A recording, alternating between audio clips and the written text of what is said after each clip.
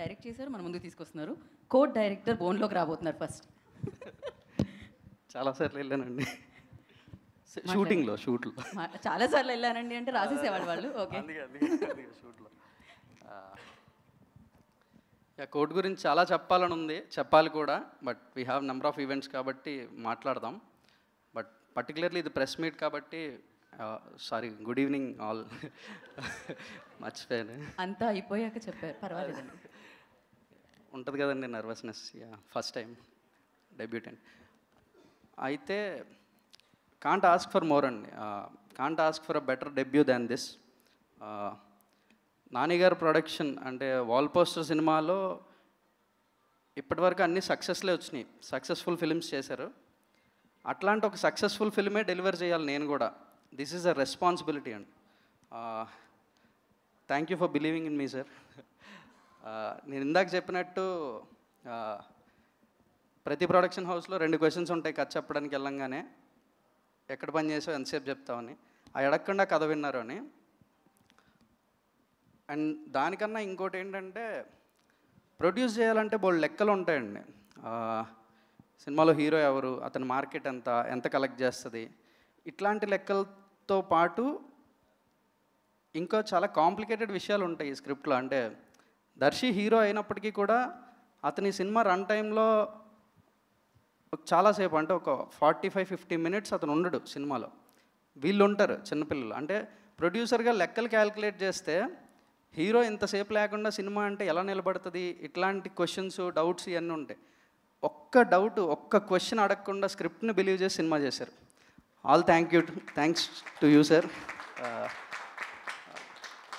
For ever grateful. Darshi అన్న same, మళ్ళీ గంట సేపు సినిమాలో నువ్వు ఉండవన్నా అన్నా కూడా సినిమా ఒప్పుకున్నాడంటే యూ కెన్ క్యాల్కులేట్ హిమ్ ఎలాంటోడు. Love you for what you are అన్న, ఇలాగే ఉండు.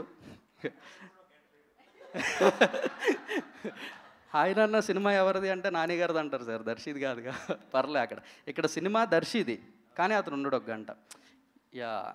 దానికో బిగ్ హార్ట్ కావాలి ఇలాంటి ఒక సినిమాని యాక్సెప్ట్ చేసి చేయడానికి. వి నీడ్ దట్ హార్ట్ అన్న, అది అలాగే ఉంచు. Thank you. Chandu and Jabili always for ever my lovable characters, persons, everything. Chandu and Jabili are split personalities of me. నేనే చందు, నేనే జాబిలి, నేనే. మై లవ్ వాళ్ళిద్దరు, నా చందు, నా జాబిలి. గర్వంగా చెప్పుకుంటా, ఐఎమ్ ప్రౌడ్ ఆఫ్ దెమ్. క్యారెక్టర్స్గా, యాక్టర్స్గా, పర్సన్స్గా, హ్యూమన్ బీయింగ్స్గా, ఎవ్రీథింగ్. ఒక్క ఇబ్బంది పెట్టకుండా సినిమా చేశారు. థ్యాంక్ యూ రా ఆల్. దీప్తి అక్క, ఆన్సెట్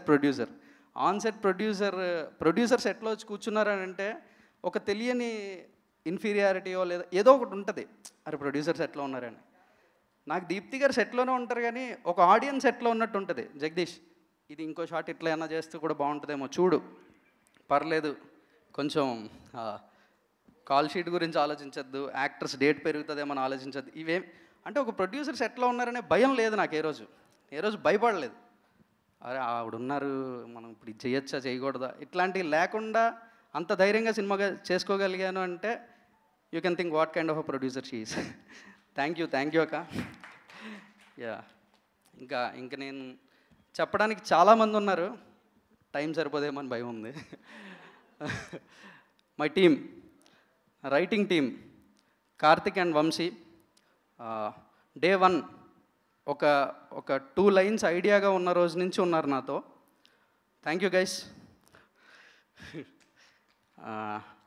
మా ఏడీ టీమ్, డైరెక్షన్ డిపార్ట్మెంట్,